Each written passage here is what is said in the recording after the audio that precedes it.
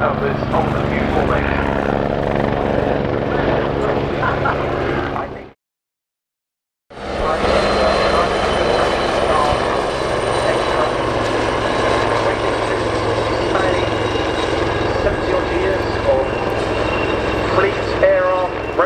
Aviation, the Wasp, dating me from the 1950s that we lost on the way in to the show. But what a great sight this is from the right hand side, something you don't see very often at all. The Wildcat, nearest to you, and then slightly further over, the much smaller Wasp. Of course, a noted combat veteran from the Falklands War. Yes, indeed.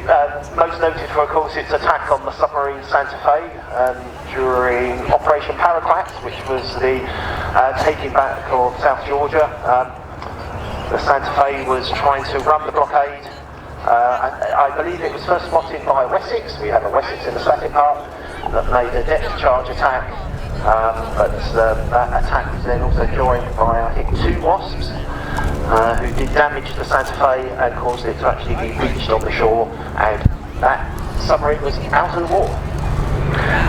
One of the really interesting things about how the Wasp was employed in its day was that it had no sonar of its own. It was largely seen solely as just a weapons carrying platform that would be sent and directed by its parent small ship, perhaps by other vessels, or maybe by Wessex HAS-3 anti-submarine helicopter to attack an enemy submarine. They could operate to up to 100 miles from their mother ship.